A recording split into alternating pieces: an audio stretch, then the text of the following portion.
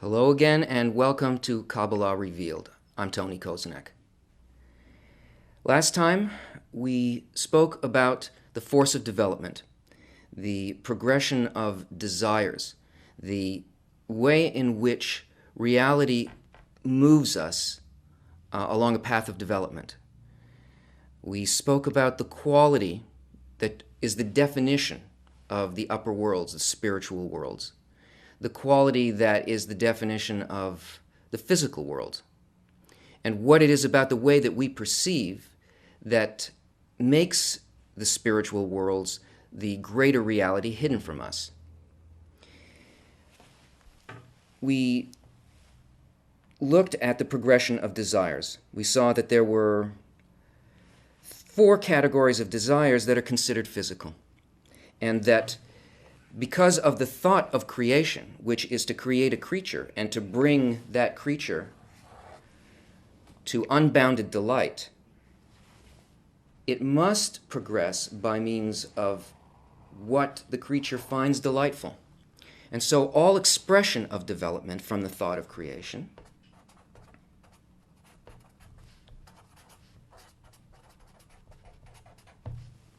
is expressed through a lack and a filling. And we saw that desires progressed from simple desires, animal desires for sex, for shelter, food, family. And when that was filled, we moved on to a greater desire, which is a desire for wealth, which is an accumulation of the first one. And when that feels empty to us because we are still feeling something driving us, something that's pushing us ahead, something that's pulling us forward, we feel that thing as a kind of a taste, as something that we must have, and we move towards it. And once we have it, we can't taste it anymore. But this is the force of development moving us on. And from wealth, we move on to fame, power. Once we fill that, we're moved on by our emptiness into knowledge. And then once we find knowledge empty, we find ourselves in a confusing situation in which nothing from this world can satisfy us. And if you recall, it's at that point at which a completely new level of development becomes accessible to us. So, when that special desire enters the heart from the spiritual, which is qualities of the will to bestow, it changes everything within the human heart. And the human heart, when you hear the term heart in Kabbalah, it means the sum total of all desires that a person has. This heart is still filled with desires that come from the physical world. These are still the things from categories 1, 2, 3, and 4. This desire, which is a desire to reach the spiritual, is called Israel, from 2 Hebrew words, yashar, meaning straight, and el, meaning God. A desire for a direct connection with God. These corporal desires are called nations, the nations of the world. In other words, the desires of the physical world. Up until this point, the force of development, the way in which desire moved us until we came to a point where we actually needed to feel what was above the physical world, happened in an unconscious way. But from now on, it has to happen in a conscious way, because this point in the heart is a spiritual gene. It's like the embryo of the soul, and the soul is a kind of a desire. And it must be filled, the heart must be filled with this desire. It must fill everything despite these other corporal desires.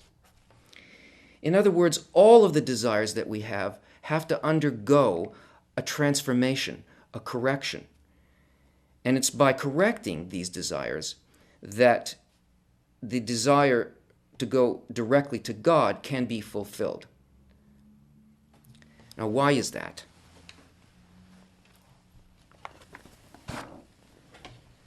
In our original state, at the root of our soul, we were connected to the Creator as the creator and the creature. In fact, these are the only two things that exist in creation, the creator and the creature. And here we were adhered to the creator as one being, as one unified creature. But because of the thought of creation, which is to create a creature and fill it with delight, that was only the starting point. It was the beginning of a system. And this quality of the creature, which is the will to receive, started to expand purposely. And as a result of the expansion of this quality, of this desire to receive for myself alone, a greater diversity in quality started to grow between the quality of the creator, which is bestowal, and the quality of the creature, which is reception. And as this egoistic intention expanded, the first creature, the whole creature, the collective soul called Adam Harishon,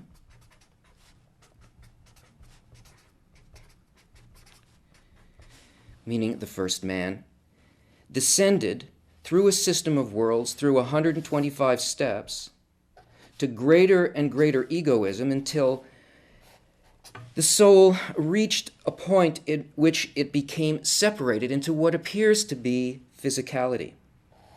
That is, the collective soul was shattered into 600,000 parts, each one of these parts having a piece of the original,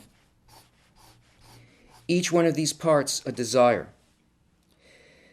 Now, because this is a process, and this is only the halfway point, this broken, shattered aspect of the collective soul in which we experience isolation, separation from each other, a kind of antagonism towards each other, a desire to exploit each other, and an experience of the physical world. This is the halfway point, and it is going to be corrected. It's going to rise back up through this system of worlds, back into this state of adhesion with the Creator, but it can't do it all at once. So purposely, it was broken into 600,000 parts. Each one of these parts was likewise broken down into 613 desires.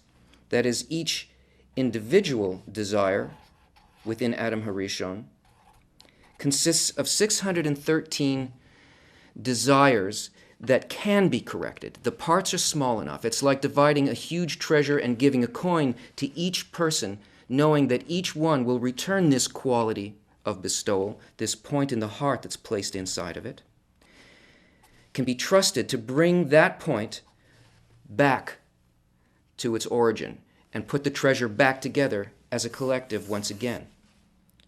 So in the point in the heart of the individual who begins to feel this desire for spirituality, this coin from the treasury of the king,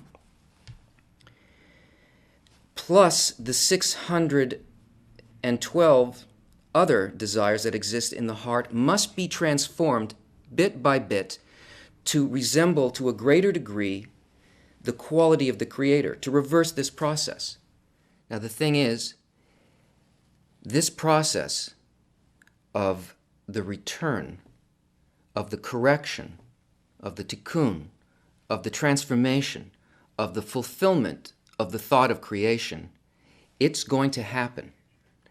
And all of us, all 600,000 pieces of the collective soul are going to rejoin and are going to ascend from physical, selfish perceptions and a world of suffering back into a complete whole interrelationship with each other in such a way that we reach the goal of creation, which is adhesion to the Creator and the complete filling and of the greatest unbounded desire. It's going to happen. But the question is, will it happen consciously with our agreement, or will we be pushed to it? You see, there's one goal, and the goal is assured, but there are two paths to the goal. One path is called the path of pain, and the other path is called the path of Torah and mitzvot. Now, the path of pain is the path that we're all already on. It's not even really a path. It's what we see as the slow, grinding evolution of humanity that we call history. It is a kind of clinging to our physical way of perceiving, to the characteristic that we really need to transform. And as a result of this non-conscious involvement with the process of development, we find ourselves being pushed by events. We see catastrophes, we see tsunamis, we see wars, we have personal experiences in our lives, experiences of pain, experiences of suffering that are caused only by the lack of conscious involvement with the process of the development of desires and their correction. Now, this path can go on and on and on, and it's disastrous. Once the point in the heart appears in a person, though, it becomes a conscious involvement. And this is the path of Torah and mitzvot. Torah means instruction by the light. And mitzvot means a transformation of a quality of one of the 613 desires from its egoistic expression to its altruistic expression. Every event that happens in our lives is really a mitzvah, a possibility for transformation being presented to us. Now, when I say the word mitzvah, I don't mean like the physical commandments where you are instructed to do a certain thing and there's a list of all these things in the Shulchan Aruch and the table of the Jewish law and so on. Do this physical thing. Now, I'm not saying don't do the physical thing. But what I mean is that this is an inner correction. It's a correction of desire. So whether you do the external good deed, whether it's a religious good deed or whether it's something that we consider to be something nice for somebody else, you can do any external deed and you can be filled with hatred and selfishness. You can't measure anything by that. Talking about one of these 613 desires that's presented to us as an event in our life. Our entire lives are planned in such a way by this process of development to present us with the opportunity to take what we first feel as a desire to receive for myself in a given situation and transform that into its altruistic form, to try to understand what the thought of the Creator is, the thought behind giving me that situation. Because, as you remember, the only way that we progress along a spiritual space is by altering a quality within me to resemble that quality in spirituality that I want to enter. So what it is that I want to know, according to this new desire, this desire straight for the Creator, is I want to know the Creator. I want to have a direct sensation. I want to feel in my desires, in the tangible things that occur in my life, what is the thought of the one, of the upper one, of that upper level that gave me this perfectly structured situation, that gave me this opportunity, like a birthday present, for me to take it first in its corrupted form and by analyzing this and seeing what it is, feeling what his thought is behind it. That's a mitzvah. That's tikkun. That's transformation.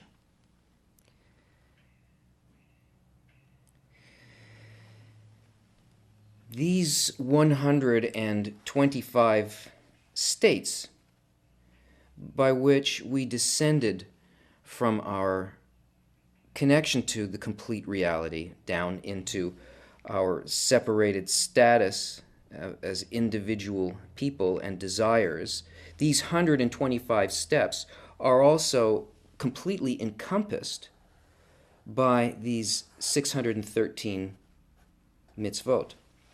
So that the correction of these transformations will bring the individual all the way back up the ladder.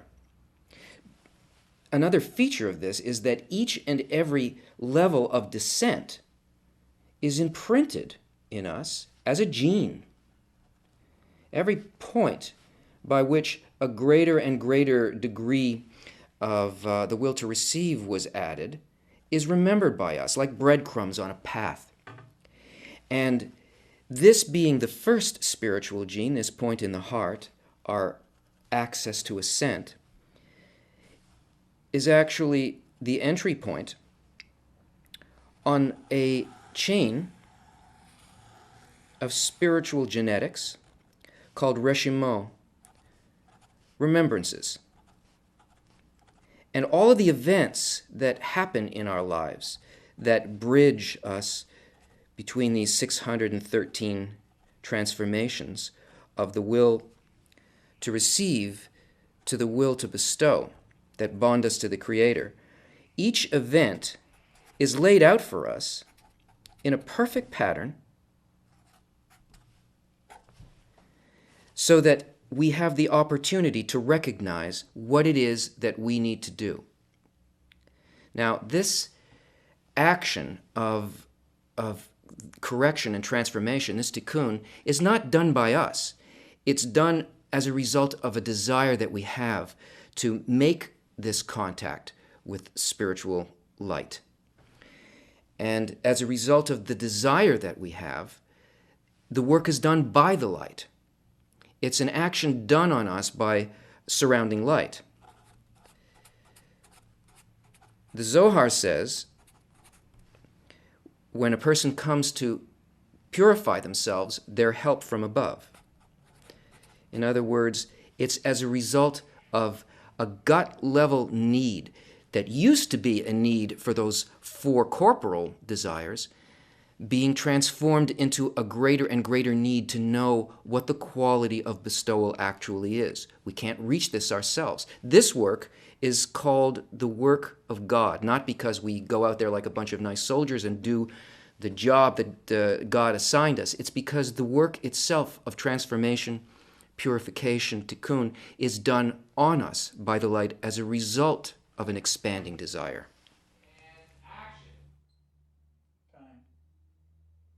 But don't be confused by the word light. Don't think of it as a physical thing. Remember that the quality of the spiritual world is a quality of attributes. It's a quality of intention, feeling states. And if you want to feel the contrast between your intention and the intention of the light, then you can't simply have a desire and have it filled directly by some kind of pleasure the way that we do that in the physical world. In order to feel the difference between our state and the state of the light, my intention and the intention of the light, it's necessary to have a sensor, something that can feel the light. And this sensor must be an intention. It's called a screen. This is what we referred to in our last show as the additional sense, the sixth sense. Now, this screen acts as a resonator, a contrast point between the desire that sends this which is given by the light, and rather than having it just go directly in, it hits this screen and it causes a sensation of difference between the intention here and the intention here. And this screen, or masar, this is the tool. This is the way in which we can turn the will to receive, which is our matter,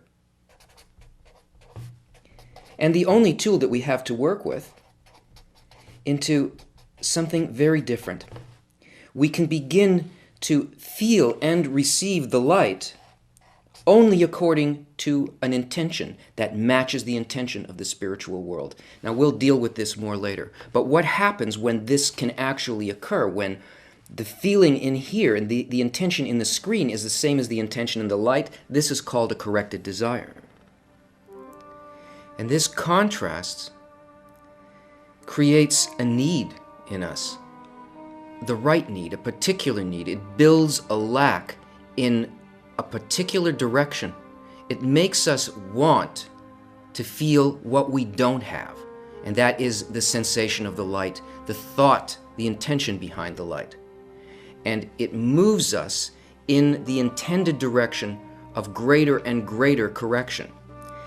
Every time that a desire moves in transformation from its corrupted form into its perfected form, a transformation from its will to receive to the will to bestow, this puts us in touch with eternity. It connects us more and more to the thought behind the entire process. And not only does it do that for this one particular desire and for one individual, but as a result of the connection and the interconnection in Adam Harishon, that part of person number one, that desire within person number one, like a hologram, becomes corrected in each one of the other desires and reconnects them to each other. So it raises not only the person who does the correction, but their entire world, so that our perception of our reality, the reason that things happen, the thought behind it, whether or not good and bad things are occurring, this changes. A person can feel the total goodness behind the guidance of the entire system and is no longer fooled by physical ideas of what's good and evil. This perception of the love behind the process is really what enlightenment is. Now we see good and bad events surrounding us, things that we want to happen and things that we feel should not happen. And this sense that we do something right or we do something wrong, that we make a certain act and we're punished for it, that there is a good force and a bad force in reality, this is not reality. This is the way that it appears to the will to receive. And enlightenment means that we can see, despite anything that appears to us, what the real unifying thought is behind that. Join us next time when we look at the force of development, the reason for suffering, and how we can rise above that.